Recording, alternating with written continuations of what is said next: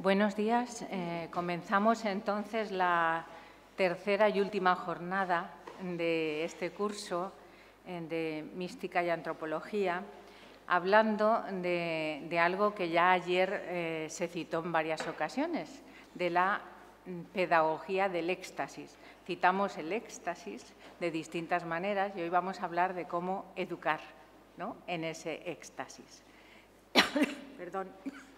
Para ello tenemos a la doctora doña Lourdes Grosso García, que es doctora en Teología por la Pontificia Universidad Santo Tomás de Aquino de Roma. También obtuvo la licenciatura de Filosofía y además es licenciada en Ciencias de la Educación por la Universidad Complutense de Madrid. Es directora del Secretariado de la Comisión Episcopal para la Vida Consagrada de la Conferencia Episcopal Española, donde anteriormente ha ejercido como directora del Departamento de Formación de Profesorado de Religión y actualmente es también uno de los miembros del Consejo del Santo Padre para la Vida Consagrada. Es coordinadora de la Cátedra de Teología de la Vida Consagrada en la Universidad San Dámaso de Madrid, donde imparte asignaturas de Teología y Pedagogía, centrando actualmente su investigación, conferencias y publicaciones en estas áreas. Pertenece al Departamento de Teología Dogmática. Por otra parte, es directora del Aula de Pedagogía de la Fundación Fernando Rielo. Como, editora, coordinadora de libros, que se ocupa de las publicaciones, dirige la revista Tabor, especializada en temas de vida consagrada, y ha iniciado una serie de publicaciones con el título Sapiencia Amoris para la formación de los religiosos, ¿no?, de los monasterios, monjes y monjas de vida contemplativa. Ha publicado diversos libros como autora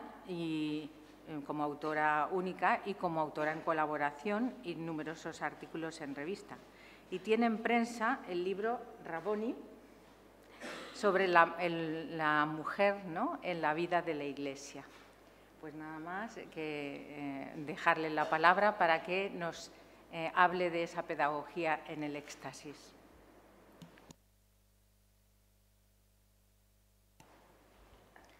Muchas gracias a la directora de la Fundación Fernando Rielo, querida Ascensión, por esta presentación, a la directora del curso, al presidente de la Escuela Idente y a todos los presentes, con los que ya formamos una familia en estos 3 días que nos han unido tanto, ¿verdad? Entonces, uno se siente aquí a gusto. Habitualmente, cuando se da una charla, una conferencia, bueno, se mira un poco el público, se ve pues cómo te acogerá, pero yo me encuentro realmente en familia. Es una suerte estar el último día, porque así hemos podido convivir previamente. El título del tema que se me propuso, Educación en el éxtasis, vincula 2 sustantivos que aparentemente pertenecerían a distintos ámbitos, la pedagogía y la religión. Pero un paso más en la reflexión nos sitúa ante 2 significados muy cercanos. Sabemos que educar, ayer lo comentaba la doctora Sánchez Gey, significa llevar de la mano, conducir, extraer lo que tenemos dentro. Éxtasis se refiere a salir de sí, salida de un estado de conciencia inferior para entrar en otro estado de conciencia superior. 2 movimientos que se implican, sacar de, salir de sí. Educación y éxtasis. Vamos a abordarlo en 2 grandes apartados, en los cuales trataré algunos aspectos concretos. Estos 2 grandes apartados serían, en primer lugar, nos preguntamos, ¿salir? Pues sí, pero ¿hacia dónde? ¿Salir de sí? De acuerdo, claro. Ayer se nos hablaba de la ley de la perfectibilidad con sus 2 características, inmanencia y trascendencia. Salir, sí, pero ¿hacia dónde? Haremos una mirada a nuestro alrededor. Y segundo bloque, segundo apartado de esta reflexión, ¿Qué entendemos por educar en el éxtasis, para lo cual miraremos dentro? ¿Y cuáles son, pues, algunas de sus propiedades esenciales? Empezamos por una mirada a nuestro alrededor. Una experiencia. Hace apenas un par de meses tuve la fortuna de participar en los cursos de verano de esta universidad en su sede en Santander. Y fue una experiencia magnífica. Bueno, algunos de ustedes estaban allí. Pero no quiero hablarles de las excelencias de estos cursos que congregan cada verano a centenares de personas, sino de una anécdota que me ha dado mucho que pensar. Estábamos charlando un grupo, allí a la salida de una de las conferencias, cuando una de las autoridades de la universidad nos dice que el día anterior la sede en que nos encontrábamos había recibido 7 millones de visitas. La sorpresa fue mayúscula, pero ¿dónde estaba tanta gente? Visitas virtuales, claro. Sin duda es una gran personalidad que ha traído mucha atención, pensé, quizás un premio Nobel. Pero no, mi estupor creció cuando nuestro interlocutor continuó narrando que ese día la Universidad Internacional Menéndez Pelayo no era ese lugar insigne de la cultura española, sino un gimnasio del juego de Pokémon. Y 7 millones de personas se habían divertido viniendo virtualmente a hacer gimnasia a nuestras aulas, mientras que nosotros, ingenuos estudiosos, disertábamos sobre los fundamentos de la realidad. Parece ser que por esas mismas fechas decenas de turistas recorrían los alrededores de la Basílica de San Pedro, incluso atravesando la Puerta Santa, en busca de Arceus, el dios Pokémon. Bueno, esta anécdota no tendría la menor importancia, algo gracioso, si no fuera un síntoma de la situación en que se encuentra nuestra sociedad. Es algo más que un juego exitoso. Es algo más que una evasión o un pasatiempo. Es un signo de un nuevo lenguaje que responde a una nueva comprensión de las cosas, a una nueva real, donde casi sin darnos cuenta se está dando un giro de lo virtuoso a lo virtual. ¿Qué está sucediendo? Sabemos que el uso de la prosopopeya forma parte de la literatura universal desde siempre. Animales y plantas e incluso objetos a los que damos atributos y cualidades de seres humanos, desde la mitología hasta las fábulas, pasando por los cuentos infantiles. Generaciones de niños se han asustado con el lobo de Caperucita Roja. Y muchos de nosotros nos hemos conmovido con la rosa y el zorro del Principito. Pero los límites entre lo real y lo imaginario estaban claros. Con la evolución del mundo del cine, nos hemos acostumbrado a situaciones en las que aparecen mezclados actores con dibujos animados, personas con personajes de ficción en la misma escena. Pero los límites entre lo real y lo imaginario seguían bien marcados. Sin embargo, en las últimas décadas las cosas están cambiando.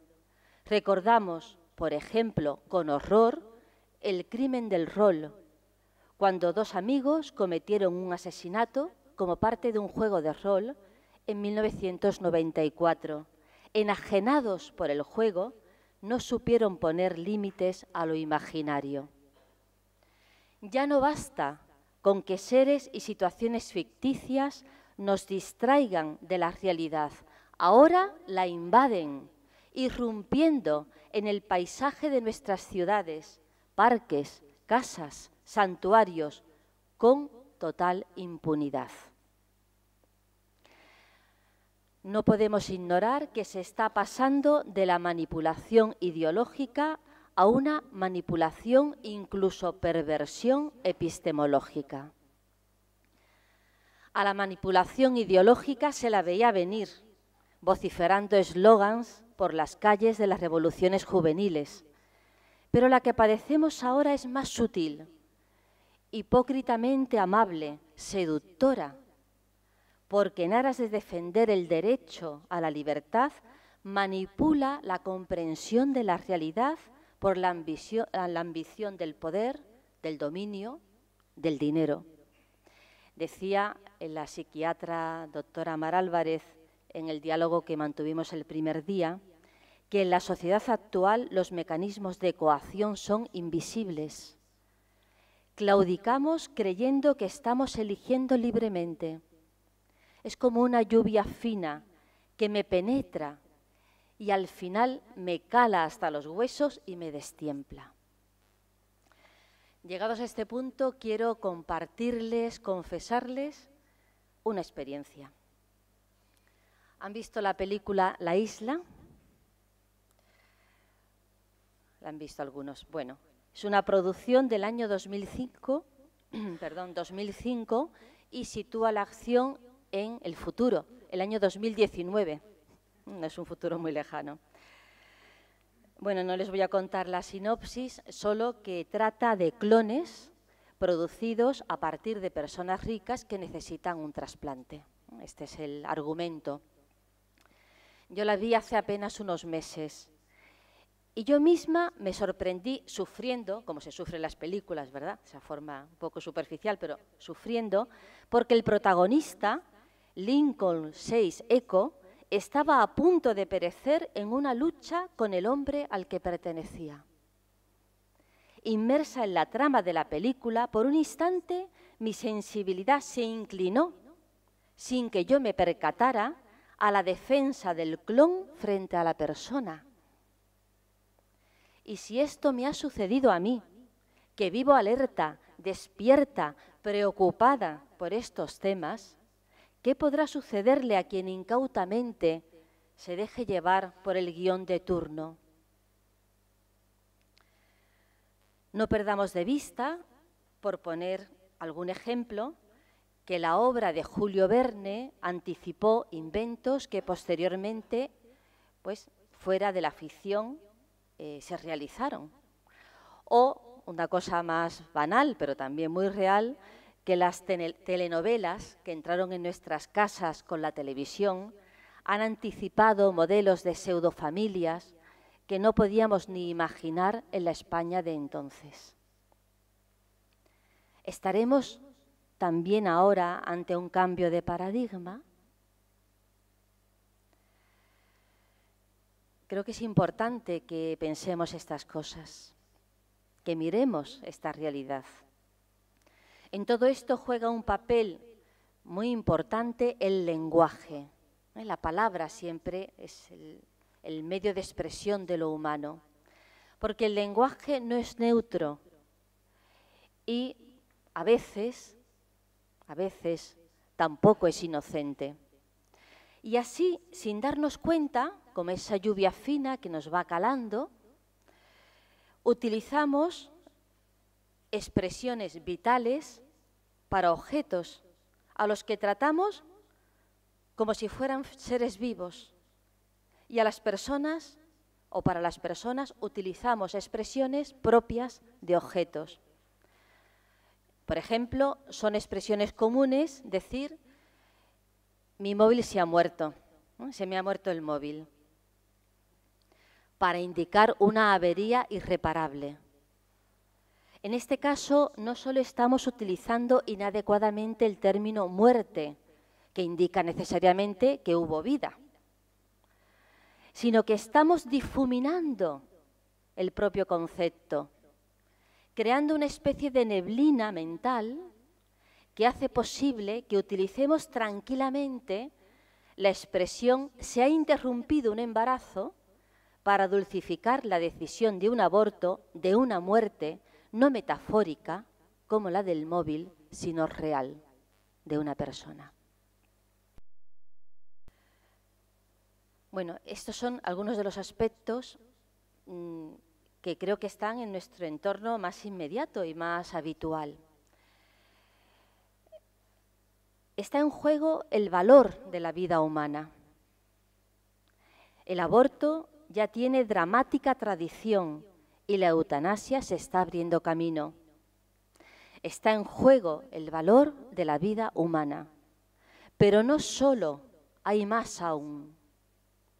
Lo que está hoy en juego es la visión del ser mismo del hombre, de lo que significa ser persona humana.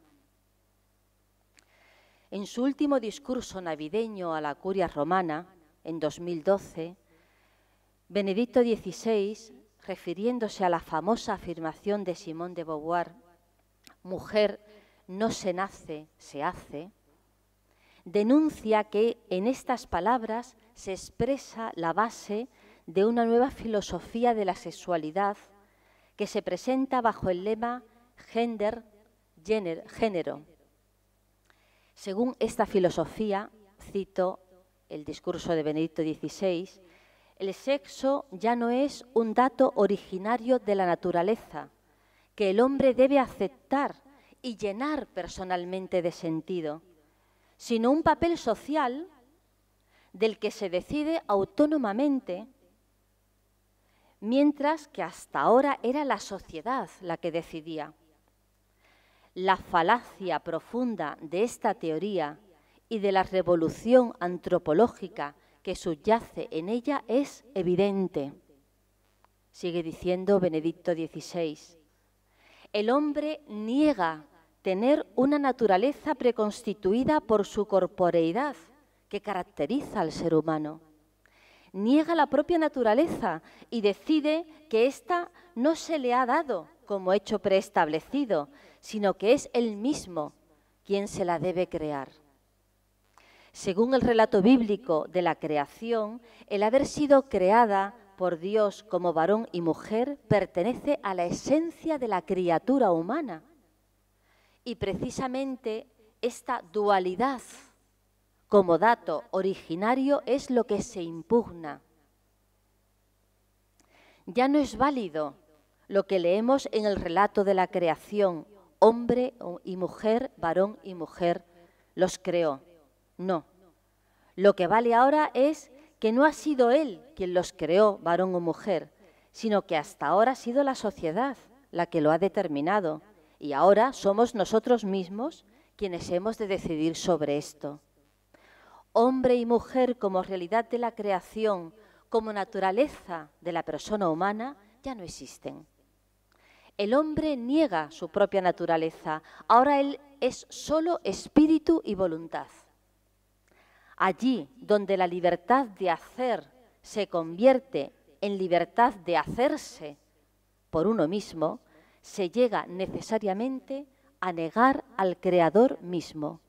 Y con ello, también el hombre, como criatura de Dios, como imagen de Dios, queda finalmente degradado en la esencia de su ser. Hasta aquí esta larga e interesantísima cita de Benedicto XVI.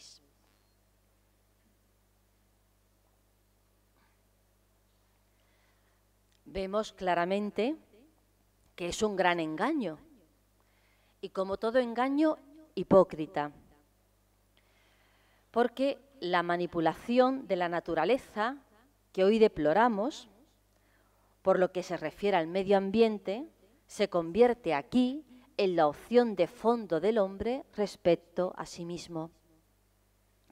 Se ha sacralizado el respeto por la naturaleza, que es sagrada en cuanto obra de Dios, pero es una sacralización idolátrica. Hay grupos e incluso partidos políticos que defienden los derechos de los animales y, sin embargo, respecto del hombre, y ahora cito a Ratzinger en un libro entrevista, La sal de la tierra, respecto del hombre ya no se admite que la naturaleza tenga algo que decir. Es mejor que el hombre pueda modelarse a su gusto. Tiene que liberarse de cualquier presupuesto de su ser. El ser humano tiene que hacerse a sí mismo según lo que él quiera. Solo de ese modo será libre y liberado. Todo esto, sigo citando, en el fondo disimula una insurrección del hombre contra los límites que lleva consigo como ser biológico. Se opone en último extremo a ser criatura. El ser humano tiene que ser su propio creador, versión moderna de aquel seréis como dioses, tiene que ser como Dios. Fin de la cita. Estas pretensiones que he esbozado muy brevemente, pero creo que con suficiente claridad acerca de la ideología del género, estas pretensiones de selección de la naturaleza humana, ¿no nos traen resonancias de delirios del siglo pasado? El Papa Francisco, en su encíclica dedicada a la ecología, Laudato Si, sobre el cuidado de la casa común, comienza recordando que San Juan Pablo II llamó ya a una conversión ecológica global. No es una novedad de ahora, esto viene de lejos. A una conversión ecológica global, y al mismo tiempo hizo notar que se pone poco empeño, decía Juan Pablo II, para salvaguardar las condiciones morales de una auténtica ecología humana.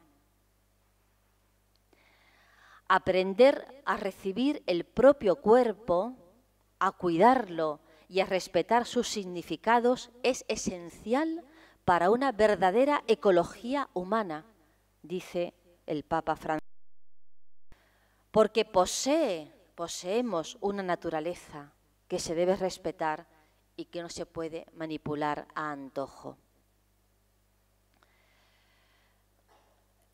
Hasta aquí un brevísimo retrato de algunos aspectos significativos, me parecen, de esta distorsión de la realidad. Por ello, creo que es urgente recorrer el camino de vuelta hacia lo humano. Urgente. Precisamente el objetivo de la educación es la modificación del ser humano. Pero, ¿a qué nivel y hacia dónde? Se trata de modificar la conducta para llevarla a la plenitud de ser según la propia naturaleza. Pero, ¿tenemos derecho a modificar la naturaleza? O mejor dicho, ¿realmente es posible modificar la naturaleza? ¿Hasta qué nivel de hondura o de proyección? Y como educadores nos preguntamos, ¿con qué consecuencias? ¿Con qué responsabilidad? En teología hablamos de un pecado original para explicar la entrada del mal en el mundo. En el contexto de esta reflexión prefiero decir que en una situación paradisíaca de felicidad penetró la desdicha original, la tristeza original, la pena original, precisamente por el intento malogrado de querer ser como Dios fuera de Dios, el intento malogrado de querer ser felices fuera de la felicidad. Somos libres de acoger o de rechazar la ley inscrita en nuestro ser espiritual, pero no somos libres de darnos la ley, está. La ley está inscrita, es don, es patrimonio recibido. Por encima de toda norma, más allá de todo compromiso moral, de todo compromiso ético, ayer el profesor Conil pues hacía unas distinciones muy interesantes sobre estos términos, pues antes, por debajo de toda ética, de toda moral, hay otro compromiso, que es el compromiso ontológico, que da fundamento, dirección y sentido al compromiso moral. El compromiso ontológico radica en el estado y razón de ser genético de nuestro espíritu abierto, dotado de una potestad ontológica, ayer nos explicaba la doctora Sánchez Hey, por la que podemos libremente optar por el bien, la verdad, la hermosura y, en definitiva, por el amor, que es la síntesis o forma de todas las virtudes. Estoy parafraseando a Fernando Rielo en Concepción mística de la antropología, donde explica ampliamente el contenido de esta breve frase. Bien, recogemos lo que sembramos. Esto es algo de toda la vida, ¿verdad? No existe un hado maléfico que rige el destino de los seres humanos, sino más bien un destino benéfico, dichoso, beato, no solo en la previsión de la futura vida eterna, sino en el amor que hace ya la eternidad presente, porque es lo único que permanece. Amar nos sitúa ya en la dimensión de lo eterno. Lo místico es respuesta activa a la acción divina, es amor, es experiencia espiritual que va unida al compromiso también espiritual. Por eso es urgente educarnos en lo que somos. Haber sido creados por Dios como varón y mujer pertenece a la esencia de la criatura humana. Educación integral significa reconocer la peculiaridad del propio ser, masculino o femenino.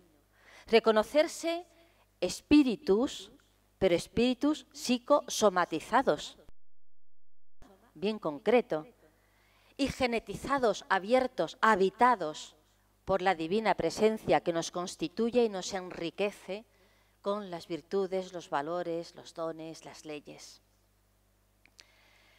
Educar la espiritualidad implica educar a la racionalidad, la decisión, la elección. No basta con instalar un software de control parental para rastrear la actividad online de los hijos y protegerles cuando naveguen por Internet. Porque cuando los mayores apenas hemos aprendido a utilizar estas herramientas, ellos ya han descubierto los atajos y están de vuelta. Hay que educar la libertad, educar en el amor.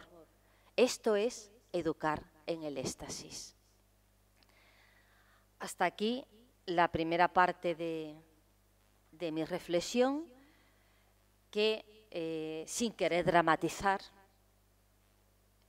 sino creo que sencillamente constatar algunos aspectos, hay otros aspectos magníficos de la realidad, pero quiero enfocar estos que están distorsionándola, manipulándola, pervirtiéndola.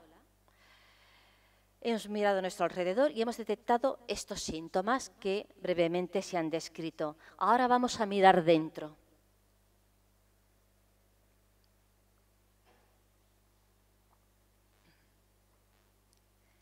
La desdicha original, querer ser como Dios fuera de la felicidad de Dios, fuera de Él, ¿verdad?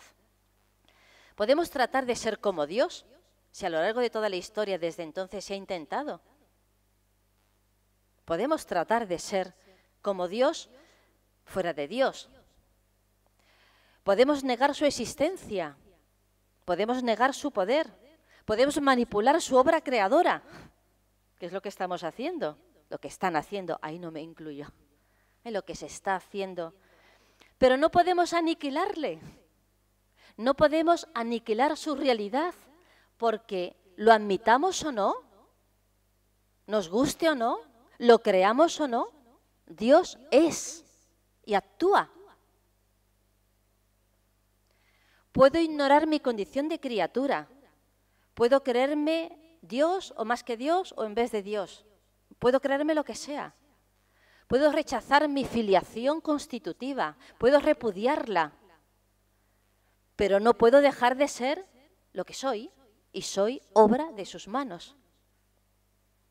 Este es el dato constatado muchas veces viendo los grandes perjuicios, maleficios en el sentido pleno de la palabra, el gran mal que nos acontece cuando queremos situarnos donde no nos corresponde. Una palabra sobre la inquietud del corazón. Porque el primer día, en una de las intervenciones, no sé si está aquí quien la hizo, se preguntaba, ¿por qué tenemos nostalgia del absoluto? Y cuando oía esta pregunta, me recordó una escena de una película de 2005, Princesas. Yo no veo mucho cine, pero el poco que veo le saco jugo. Es una película que el argumento parece y está, de hecho, muy alejado de nuestras disertaciones, porque cuenta la historia de dos prostitutas amigas. Calle, que es española, y Zulema, inmigrante de origen dominicano, y el drama que entraña su modo de vida. Están hablando entre ellas. Voy a leer el diálogo, un diálogo entre ellas. Qué bonito que tú puedas sentir nostalgia. Eso significa que tienes recuerdos que merecen la pena retener, ¿sabes? Yo no tengo de eso. Bueno, no sé. Tengo nostalgia de mis sueños, no sé. Nostalgia de lo que sueño que va a pasar. ¿Entiendes? Oye, se puede tener de eso, ¿verdad? Es rara, ¿no?, la nostalgia. Porque tener nostalgia en sí no es malo. Eso es que te han pasado cosas buenas y las echas de menos. Yo, por ejemplo, no tengo nostalgia de nada, porque nunca me ha pasado nada tan bueno como para poder echarlo de menos. ¿Se podrá tener nostalgia de algo que aún no te ha pasado? Porque a mí a veces me pasa. Fin del tráiler leído. ¿Se podrá tener nostalgia de algo que aún no te ha pasado? Y es que el hombre, la mujer, tenemos una dimensión religiosa indeleble que orienta el corazón hacia la búsqueda del absoluto, hacia Dios, de quien percibimos la necesidad, aunque no sea de manera consciente. El Papa Francisco acaba de publicar una constitución dirigida a la vida contemplativa femenina, Vultum Dei Quaerere, y empieza con esta frase. Esta búsqueda del absoluto es común a todos los hombres de buena voluntad, y muchos que se profesan no creyentes confiesan este anhelo profundo del corazón que habita y anima a cada hombre y a cada mujer deseosos de felicidad y plenitud, apasionados y nunca saciados de gozo. La dinámica de la búsqueda, esta frase me parece muy interesante para el tema que estamos tratando. La dinámica de la búsqueda manifiesta que nadie se basta a sí mismo e impone encaminarse a la luz de la fe por un éxodo del propio yo autocentrado, atraídos por el rostro de Dios Santo y al mismo tiempo por la tierra sagrada del otro, para experimentar una comunión más profunda. Fíjense qué frase, cómo encierra una serie de pasos necesarios para la educación de la energía estática, para educarnos en el éxtasis, en la salida de sí adecuadamente, según nuestra propia naturaleza. Hay una dinámica en la búsqueda, que es esa, en las palabras de San Agustín, que cita el Papa a continuación, ¿no? Mi corazón está inquieto hasta que descanse en ti. Hay una inquietud en el corazón de todo ser humano, póngale nombre o no, pero hay una inquietud, hay una necesidad, hay una sed, hay una nostalgia de algo que tiene que pasar, de algo que tiene que suceder, de algo bueno que me tiene que planificar de alguna manera. Pero esta nostalgia esta dinámica de búsqueda indica que nadie se basta a sí mismo e impone encaminarse por un éxodo. La palabra éxodo significa salir, peregrinar hacia un destino pues desnudo, un destino prometido pero desnudo, desarraigado para arraigarse mejor. Un éxodo, dice Francisco, del propio yo autocentrado, diría en términos de Fernando Rielo, del egocentrismo, de la egotización de mi energía, de apropiarme la energía estática y egotizarla, hacer un uso indebido de ella.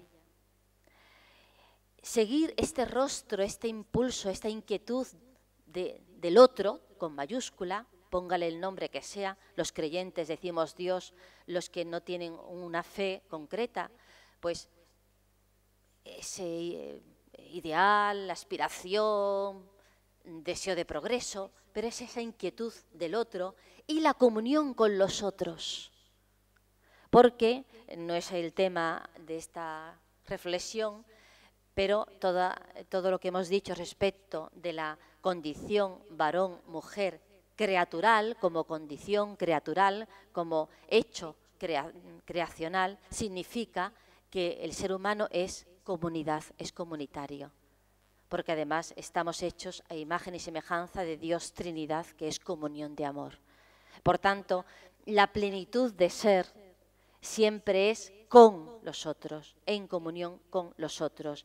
Por tanto, es salir éxodo del propio auto-yo centrado, siguiendo esta nostalgia del otro con mayúscula y con los compañeros de viaje. La presencia de Dios está inscrita en mi ser, me constituye. Eso es lo que Fernando Rielo dice con esta expresión acuñada, divina presencia constitutiva. Es una nostalgia que no se refiere a la melancolía del bienestar acobardado de quien piensa que todo tiempo pasado fue mejor y no me muevo de lo que tengo, ¿no? No, es nostalgia como presagio, como intuición profunda, percepción de lo que hay en mí y profecía de lo que será y de lo que seré. La inquietud del corazón revela la necesidad que tenemos de vivir el verdadero amor. Esto es inocencia, la inocencia originaria, generosidad, misericordia. Tenemos nostalgia de un amor pleno, incondicional, eterno, amor con mayúsculas. No nos engañemos. No hay nada peor que engañarse a uno mismo, ¿no? No nos engañemos. El mal solo puede combatirse con el bien, con un bien inagotable, inextinguible, inconmensurable, reflejo del bien infinito que es Dios mismo. Esta aspiración al bien, al perdón, ayer Cotelo pues nos hablaba del perdón, es síntoma, antes he dicho síntomas de perversiones de la realidad, pues esta aspiración al bien es síntoma de la vectorial, de la dirección y el sentido que tiene y que ha de tener nuestra energía interior, nuestra energía estática, nuestro éxtasis. Éxtasis es salir de sí con la revolución de la misericordia. No nos conformemos con la mediocridad. Dios se ha hecho hombre y nos ha dado una forma de actuar muy concreta y no acabamos que solo Él tiene palabra de vida eterna. Esto es, que solo la palabra de Dios es vital, porque es creadora en el origen de los tiempos y en el origen de cada ser humano. Es vital porque nos alumbra desde dentro, rescatándonos de las mortecinas luces de la mediocridad en la que quieren envolvernos los profetas de calamidades que siempre se cuelan en la existencia. No da lo mismo una cosa que otra. No podemos mirar para otro lado, no podemos esperar otro día, buscar un momento más propicio, porque lo que está en juego es la libertad de nuestros hijos, de los hijos de nuestro tiempo, de los hijos de Dios. Somos hijos de la luz y la mejor herramienta educativa es la claridad. signo del amor verdadero, que no juega con lo más sagrado, que es la vida del hombre. Aunque la claridad es peligrosa, a Cristo le costó la vida y a muchos después de él. Éxtasis es apertura, estar abiertos a la vida, acogerla como un don porque así la recibimos, respetarla en todas sus etapas porque no nos pertenece. La vida no es fruto de nuestras manos ni cosecha de nuestros sudores, es recibida, no podemos producirla, por mucho que en ello se empeñe el afán humano. Desde aquel episodio fatídico de la mentira original, seréis como dioses. Pero ¿por qué aquel engaño original funcionó? ¿Por qué tuvo poder de embaucar a nuestros primeros padres? Porque manipuló una promesa. Era la manipulación. Presentían que serían como Dios y el ángel del mal les engañó, egotizando esta impresión del corazón. Porque ellos, como nosotros, tenemos nostalgia de plenitud, de la plenitud que es nuestro destino, que es la unión con Dios.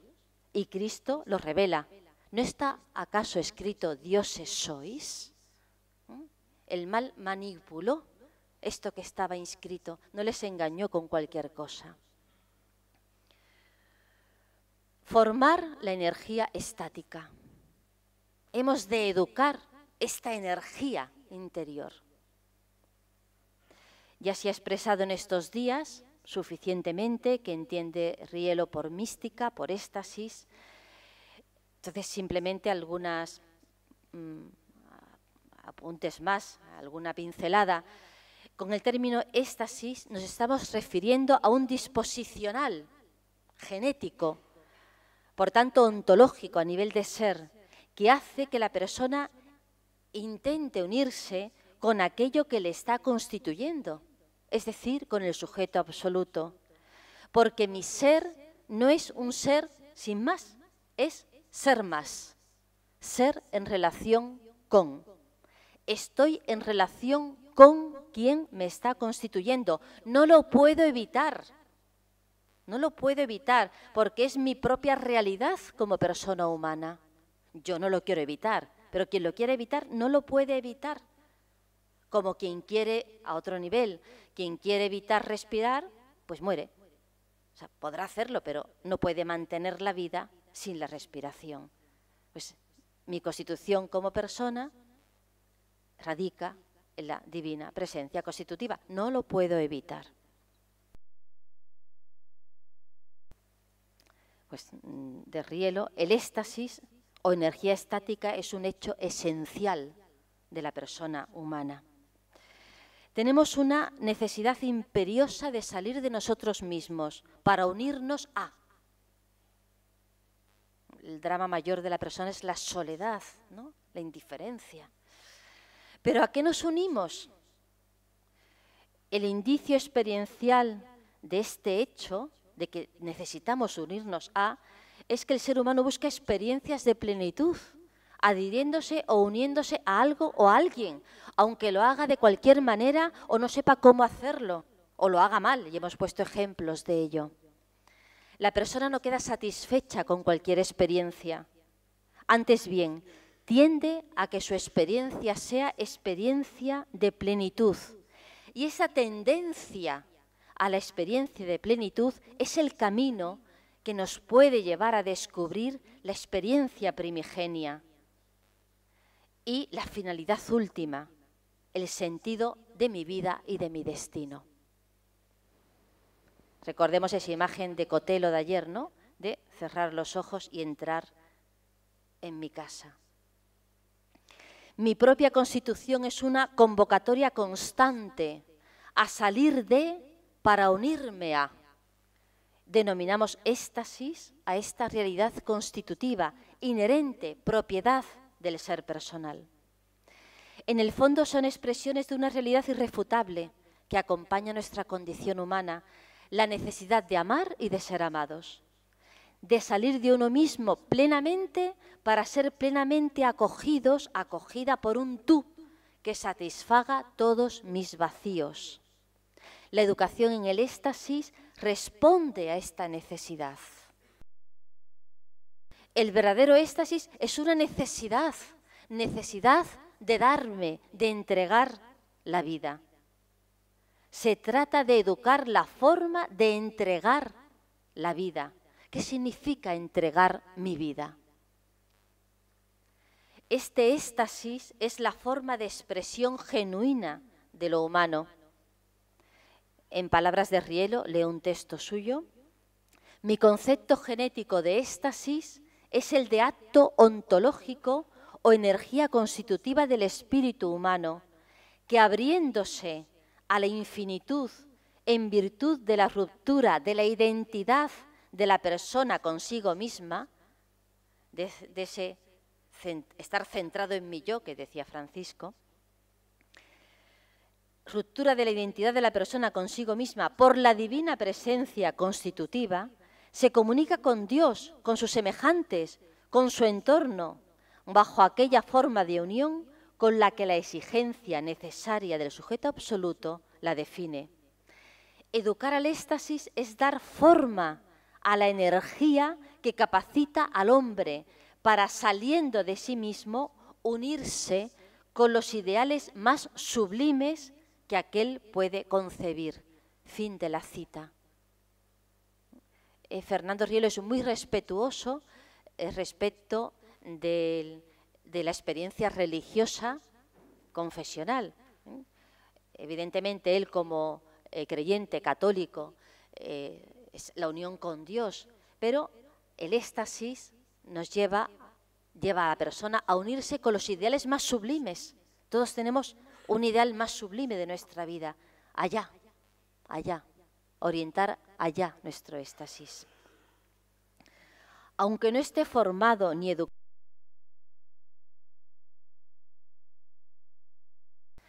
porque éxtasis es todo lo contrario de narcisismo. Es salir de sí por amor, para comunicarme por amor. Y en la medida en que me voy comunicando por amor, se va incrementando mi vida espiritual.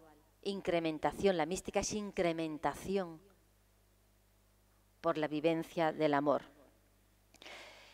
Todos tenemos experiencia de salir de sí, de buscar este amor, pero si el éxtasis es educado, si lo trabajamos, tiene una fuerza formidable para integrar nuestra conducta, para ordenarla.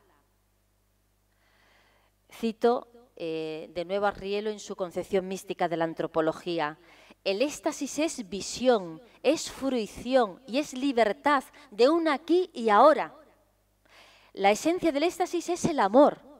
El negativo del éxtasis es la egotización, que tiene como resultado la enajenación o la infausta provocación artificial de estados de ánimo por medio de estimulantes u otros medios ajenos a las vivencias. Fin de la cita. Creo que los ejemplos del inicio, pues, ejemplifican esta cita, ¿verdad? La educación en el éxtasis combate las disgenesias despersonalizantes del ser humano mediante, le cito de nuevo, una forma de tratamiento, ¿no? Una forma de trato, de acercamiento al otro para ponerse a su disposición, conocerlo, ayudarlo en sus necesidades espirituales, psicológicas, morales, sociales. La comunión con el otro, con los otros, es ponerme a disposición del otro. Educar en el éxtasis es dar forma a la energía constitutiva.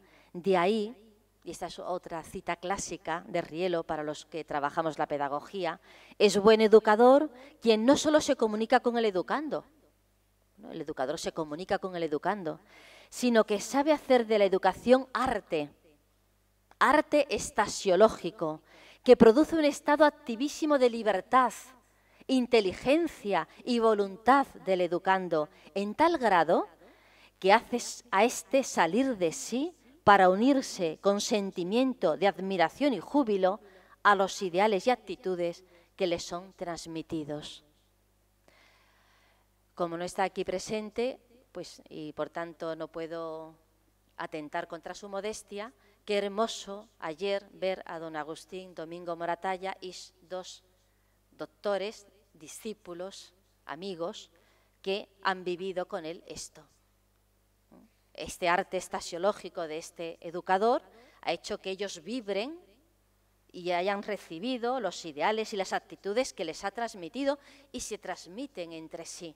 Y lo gozamos todos ayer en esta mesa redonda. Bueno, yo creo que podemos ir finalizando. Una mención a las propiedades esenciales de la educación en el éxtasis, que es un tema que está desarrollado, bastante desarrollado en los escritos que tenemos sobre la pedagogía idente o educación en el éxtasis. De los diversos caracteres que posee la educación en el éxtasis que he ido describiendo, hay 4 que son esenciales y son los siguientes. El éxtasis es preventivo, transformador, tiene carácter de simplicidad y de firmeza. Voy a enunciarlos muy brevemente. Carácter preventivo. Quien conozca el mundo de la educación, enseguida le habrá venido a la mente Don Bosco. Efectivamente, el término preventivo es estructura fundante en el sistema educativo de Don Bosco. Y para la educación en el éxtasis es uno de los caracteres fundamentales, porque consiste en prevenir formas anómalas de comportamiento en uno mismo y en el prójimo, con el fin de poner el remedio adecuado, la previsión adecuada.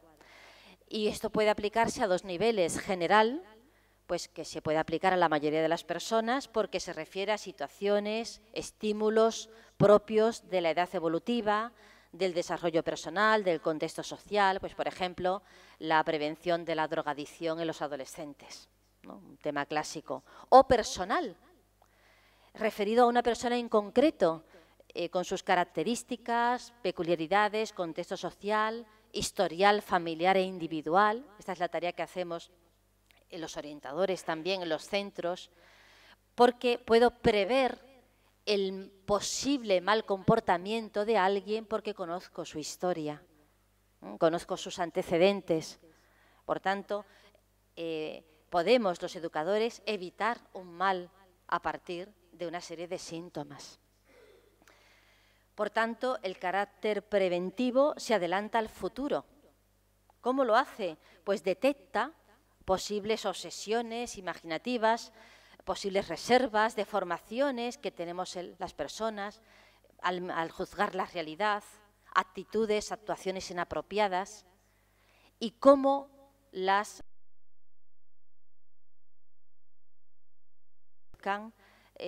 efectos negativos, pues con proyectos que eleven la calidad de vida espiritual, psicológica, física, social, con previsión, con cuidado, con prudencia, con precaución, con vigilancia.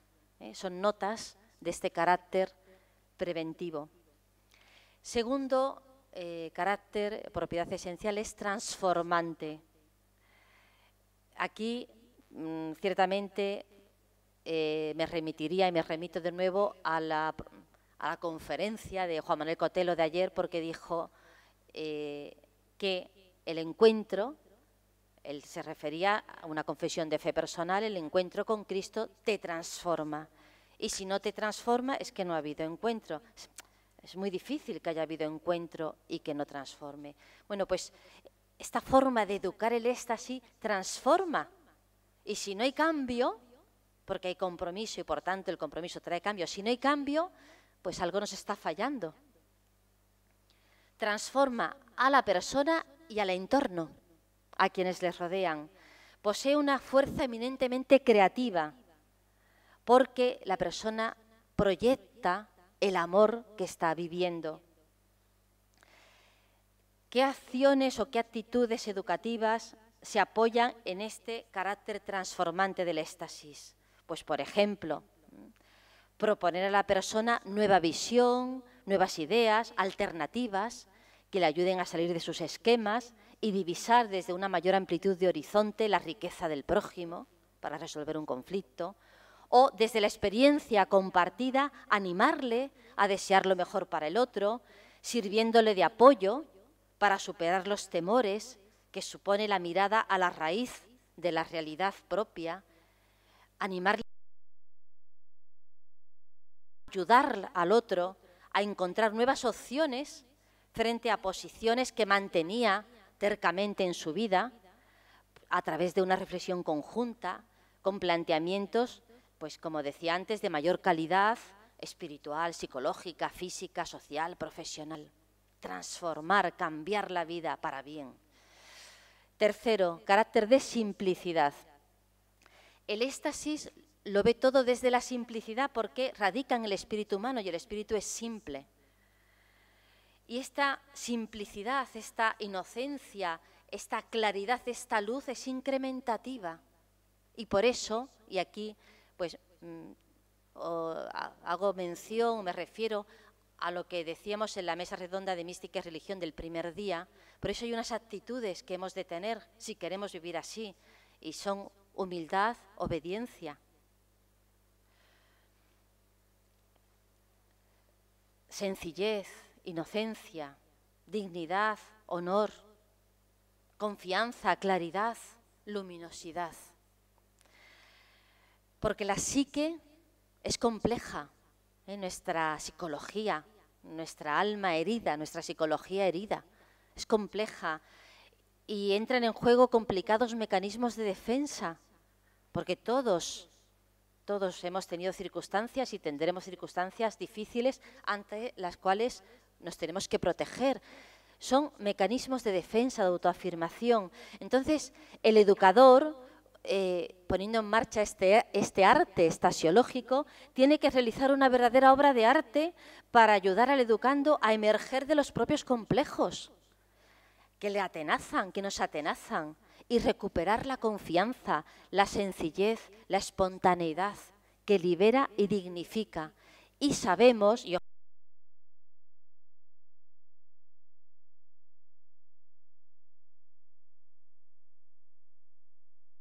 Víctor Frank, solo el amor salva.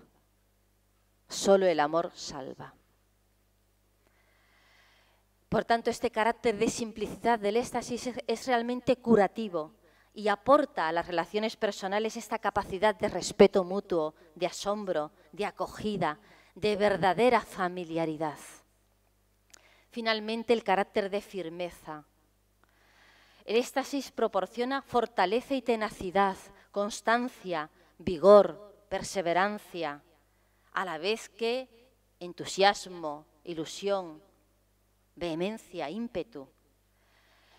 Porque es imprescindible tener firmeza para alimentar, acompañar los buenos deseos que se despierten en el alumno o en la persona que desee progresar, que quiera cambiar, que quiera seguir esta vectorial, a fin de que esa buena decisión, ese buen deseo que ha tomado o que estamos ayudando a que tome, no quede reducido a teorías o sublimado en utopías.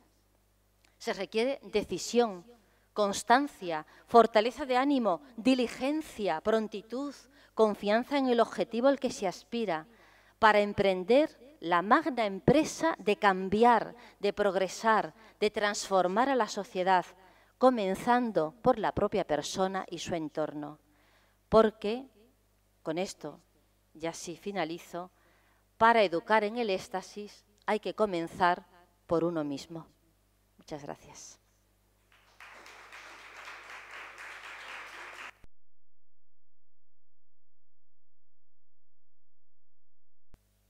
Bueno, pues me parece que es una conferencia que muchísimas gracias, Lourdes, porque realmente ha puesto sobre el tapete, que se dice así, aunque no tengamos tapete propiamente, sobre la mesa, pues muchos temas que son verdaderamente preocupantes de nuestra realidad y nos ha dado una visión de una solución, ¿no? Una solución de cómo enfrentar estas grandes cuestiones. Y creo que puede haber un debate muy enriquecedor, ¿no? Entonces, ¿sí?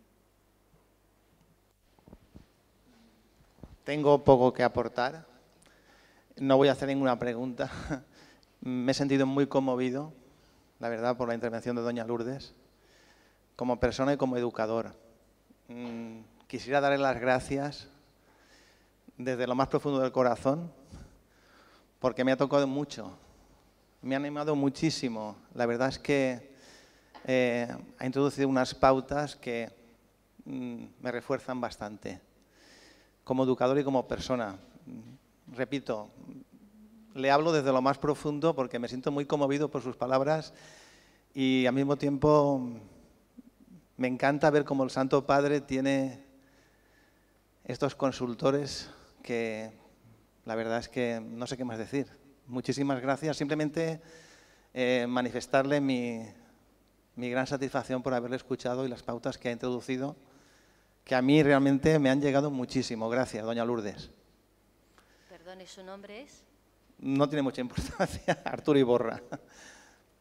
Sencillo cristiano que intenta hacer lo que puede, pero necesita de escuchar. Arturo, estas cosas para reforzarse más. Muchas gracias.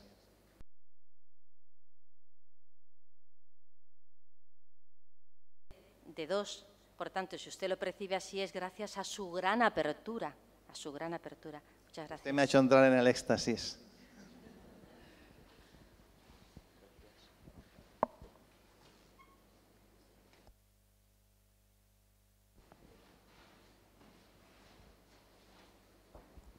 Muchas gracias, Lourdes. Me uno a lo que ha dicho Arturo. Y, bueno, me gustaría que tú nos hablaras un poco del pedagogo por excelencia.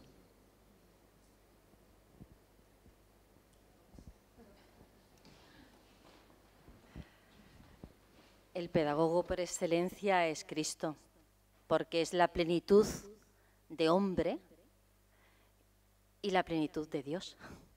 Entonces, ciertamente, ya partiendo del hecho de ser Dios, ¿no?, encarnado, Él es plenitud de todo. Nos gusta mucho cuando Rielo, ¿no?, Fernando Rielo, nuestro fundador, pues dice: Cristo es el metafísico, es el científico, es el pedagogo. Él es la plenitud de ser. Y cuando el Concilio Vaticano II, el Gaudium et Spes, que es la constitución pastoral sobre la Iglesia en el mundo contemporáneo, comienza preguntándose o diciendo que Cristo, bueno, primero que el concilio quiere responder las preguntas más íntimas del hombre, las preguntas de siempre, y entonces que Cristo tiene la respuesta para el hombre de hoy, del siglo XX, del siglo XXI, pues más adelante dice que solamente Él revela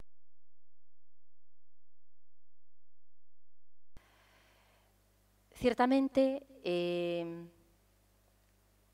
Si la educación significa acompañar a la persona a su plenitud, el hombre pleno es el modelo. Y esto no es exclusivo, gracias a Dios, para los que tenemos la fe en Él, como hijo de Dios.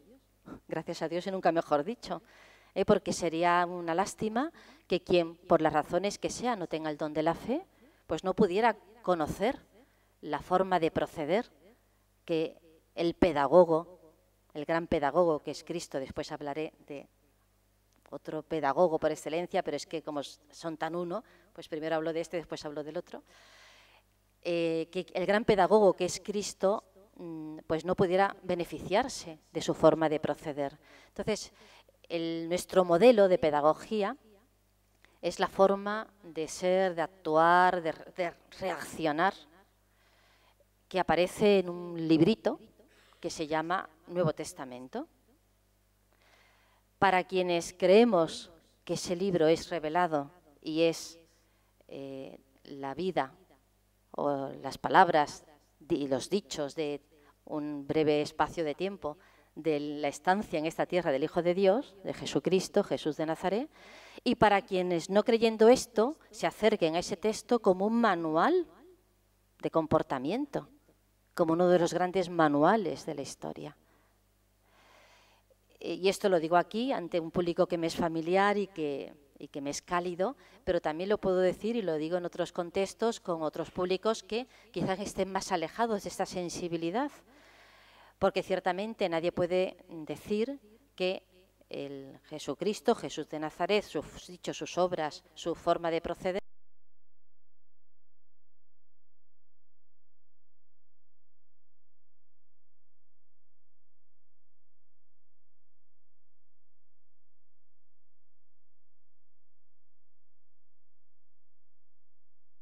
sigámosle a él y sabremos poner contenido, más contenido.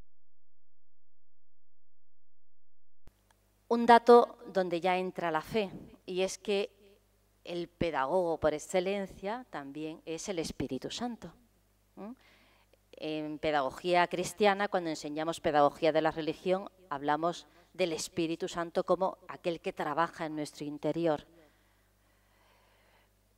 Pero ella pues requiere, el aceptarlo requiere un acto de fe en el Espíritu Santo para poner nombre a algo que todos tenemos, porque todos sentimos este movimiento, esta acción, este impulso, esta inspiración, esta genialidad, decir, se me ha ocurrido en el momento oportuno, qué bien que pasé por allí entonces, es que me sentí llevado y sucedió que, bueno, todo eso es la inspiración del Espíritu Santo. Quienes creemos en el Espíritu Santo le ponemos ese nombre. Quien no tenga la fe en el Espíritu Santo, pues puede ponerle otro nombre o ninguno, decir, pues tuve suerte o fue un momento en que me sentí inspirado, ¿no? Pero ciertamente Cristo, modelo de acción pedagógica, además en actos muy concretos con la gente de su época y de su entorno, dice que nos deja el Espíritu Santo y el Espíritu Santo nos va trabajando dentro, que, vuelvo a citar a Cotelo, ya después se lo comentas, que vamos, como si hubiera estado aquí presente, con el cual pues simplemente hay que dejarse hacer, ¿no? Porque he querido acabar con esta idea tan sencilla pero tan real, ¿no? Uno no puede dar de lo que no tiene. Entonces, para educar en el éxtasis hay que educarse, pero uno no se puede educar a sí mismo. Hay que dejarse educar en el éxtasis por otros y por el pedagogo por excelencia que nos ha dejado Cristo, que es el Espíritu Santo. ¿Y esto cómo se hace? Pues dejándose hacer. No queriendo hacer, sino dejando.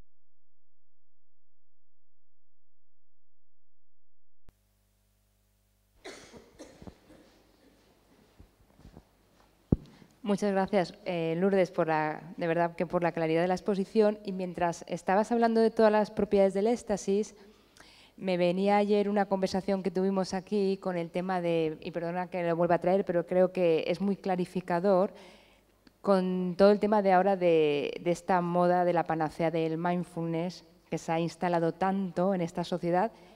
Incluso, aprovechando que tú estás en este campo, te cuento una anécdota que hasta una comunidad religiosa en Barcelona, una vez que la fui a visitar, me dijeron que a ellos mismos les estaban proponiendo técnicas de mindfulness. O sea, ¿dónde estamos llegando, ¿no? Y digo que quizá ayer, cuando también habló José Luis, de alguna forma vislumbramos que en todas estas técnicas falta algo, ¿no? Se queda en un principio que puede ser realmente beneficioso, pero que si no va más allá, pues falta algo, ¿no? Y quizá es que todo este tema de educar el silencio es muy importante en la medida que esté como centrado, digamos, en un modelo mayor para aprender a salir bien de uno mismo, ¿no? Quizá el marco mayor sería educar en el éxtasis, de aquí también plantear educar en un silencio, pero siempre para ayudarnos a salir como Dios quiere, literalmente, ¿no? Yo lo digo porque también Juana hizo alguna alusión al respecto de lo que es educar en la belleza, de no quedarnos solo en estas técnicas de mindfulness como técnicas mentales que te invitan al silencio, que eso ahí mismo, y quedándose ahí mismo, al final tampoco a la gente la deja puede quedarte atrapado en ti mismo, ¿no? Pero con esta proyección del éxtasis, pues cobra un sentido mucho mayor. Yo entro en mí para hacer silencio y saber cómo salir de mí, ¿no? O sea, lo veo un complemento. Por eso, si podías añadir al respecto algo, la verdad que...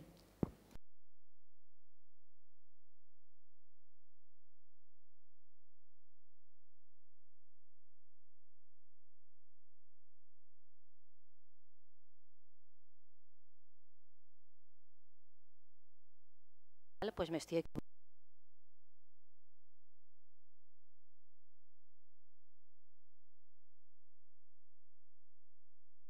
Él respondió muy bien ayer, ¿no?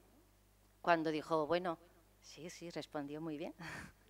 Cuando dijo, bueno, claro que hay una parte positiva, en el sentido de que, pues, hay que hacer que las personas, a lo mejor los jóvenes, los niños, los adolescentes, pues aplicas una serie de técnicas para que se calmen, se pongan en silencio, se concentren. Bueno, antes hablábamos de las técnicas de estudio y nadie se escandalizaba. Bueno, ahora le ponemos otros nombres, pero ¿qué queremos? Es técnica de estudio. Vamos a ver, tranquilos, silencio, reflexión, centrar la idea. Son técnicas. Lo malo es que vestidos, es esas expresiones que he dicho al inicio, la neblina, el lenguaje, no sé, es una cosa ahí que nos va envolviendo, esa lluvia fina. Cogí la expresión que tú dijiste y que es una expresión que utiliza mucho Rielo, ¿no? Digo yo, lluvia fina, que te entra, digo, sí, me entra, me cala y me destiempla. Eso es lo que yo añadí pensando en la lluvia fina. Pues esto, la técnica, me tiene que servir, pues, para una cosa muy concreta, pero como todos los inventos, de todo tipo. O sea, todo lo que es invención, todo lo que es obra del hombre, no creación de Dios, no original, sino obra del hombre, pues puede tener, o casi todo tiene un sentido benéfico, pero puede ser perfectamente manipulado o absolutizado. El problema es, como también se nos explicaba ayer, querer hacer absoluto de algo que no es absoluto. Entonces, desde luego, puede haber formas de proceder que ayuden, ¿no? Ahora, yo soy de entrada desconfiada de las técnicas porque creo que todo... O sea, de las técnicas, ¿no? Dicho así, pero está en el contexto en que...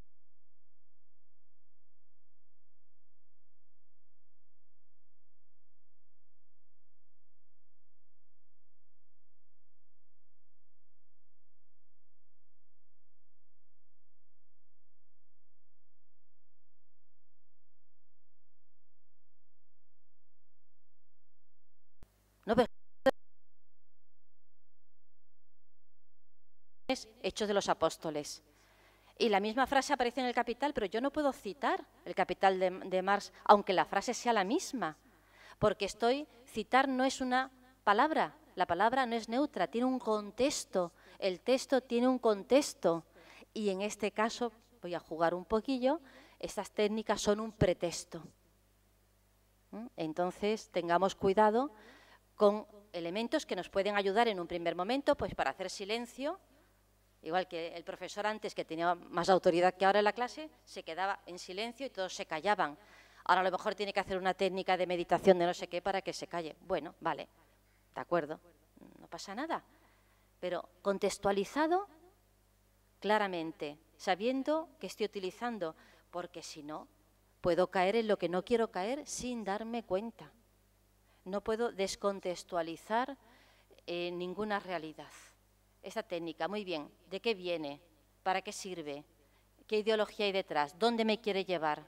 ¿Qué forma de pensamiento? En definitiva, para decirlo en una única frase, ¿qué cosmovisión encierra? ¿Qué cosmovisión? Que significa no solo modelo antropológico, sino desde ese modelo antropológico, visión de la realidad. Entonces yo no puedo utilizar algo que vaya contra mi cosmovisión, porque me estoy poniendo palos en mis propias ruedas o tirando piedras contra mi propio tejado.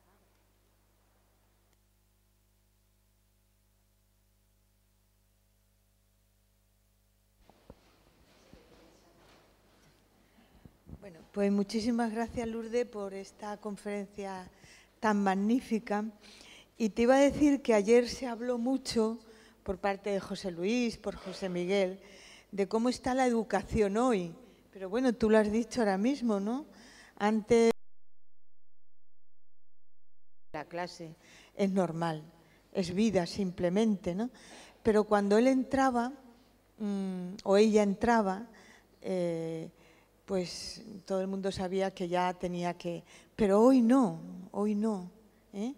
Decía, me parece que fue José Miguel, cómo están los pasillos ahora, de los centros de secundaria. No es tanto primaria, es secundaria. Entonces, no sé si tú nos quieres decir un apunte, porque esta es la preocupación, o sea, todo lo que has dicho es verdad y todos quisiéramos ser esos educadores que extasiamos, ¿no? Pero un apunte ahí para la práctica diaria.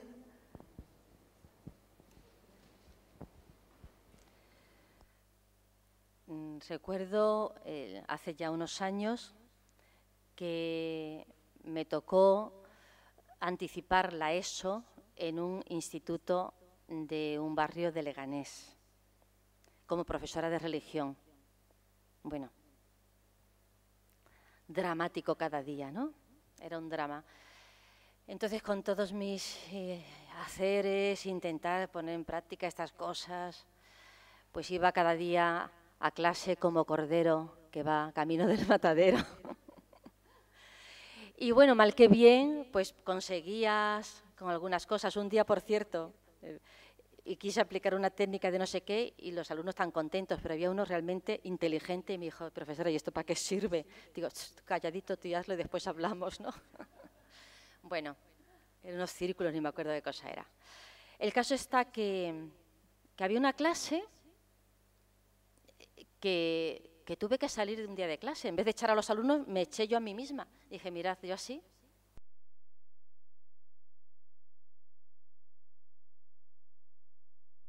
Entonces, ¿qué hago? Oración, consulta. Bueno, nada, la clase siguiente entré y claro, con la clase anterior pues se habían crecido, ¿verdad? Y dije, bueno, yo creo que no vamos a dar clase de religión porque las cosas tienen que ser bien acogidas y vosotros en este momento no creo que es lo que más os interese. Pero sí quería, si alguien libremente, con total, vamos, sin que se sienta por ello pues coaccionado, si alguien me pudiera ayudar porque tengo que hacer un estudio y a lo mejor alguien me puede ayudar, aunque yo creo que vosotros no sabéis de esto, pero bueno, tengo que hacer un estudio sobre las tribus urbanas. Bueno. Digo, pero no sabéis, bueno, no sé cuántas tribus urbanas tenía en el aula.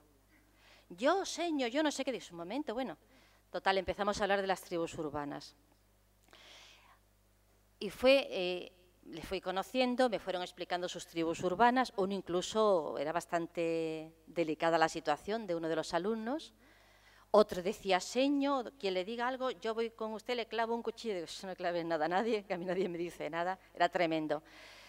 Y finalmente conseguí yo dar mi clase, porque claro, les iba contextualizando sus experiencias con lo que yo quería transmitirles. No solo redactamos un artículo que publicamos en una revista de sociología, ¿te acuerdas, no? Ciertamente con anónimos, porque o sea, no podía poner sus nombres, con seudónimos, quiero decir. Y bueno, pues de aquello que era totalmente nefasto, pues conseguí dar mi clase de religión durante todo un curso a través de esto, inspirado, ¿eh? A mí no se me ocurre una idea tan genial, fue inspirado por el Espíritu Santo, yo estoy segura. Entonces, quien quiere, pues encuentra los medios, ¿no?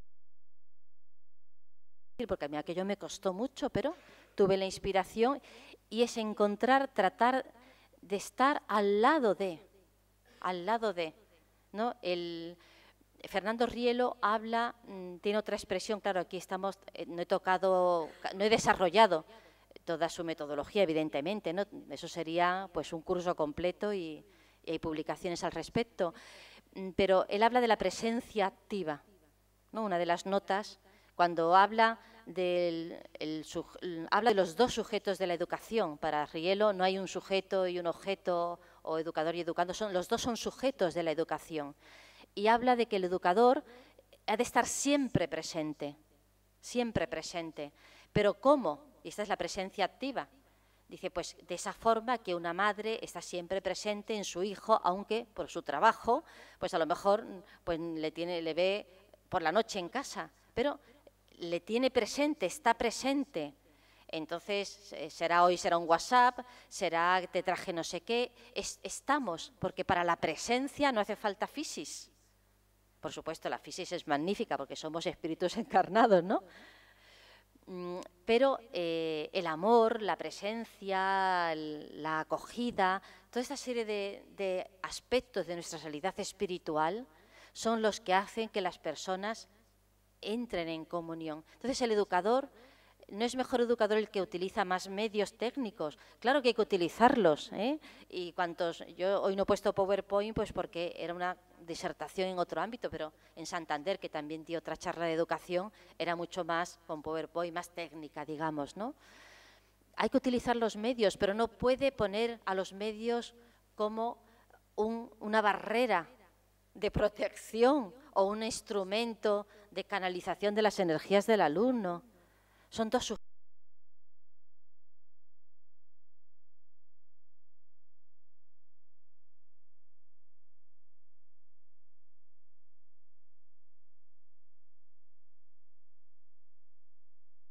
Triunfo para el mal.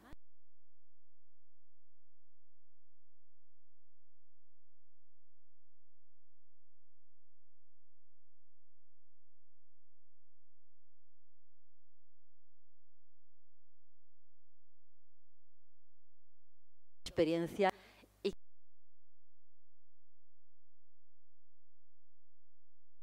Ahora lamento mucho que no puedan hacer más preguntas aquí ahora en este momento, pero tenemos media hora y ya saben que así las preguntas particulares también las pueden hacer en esta media hora.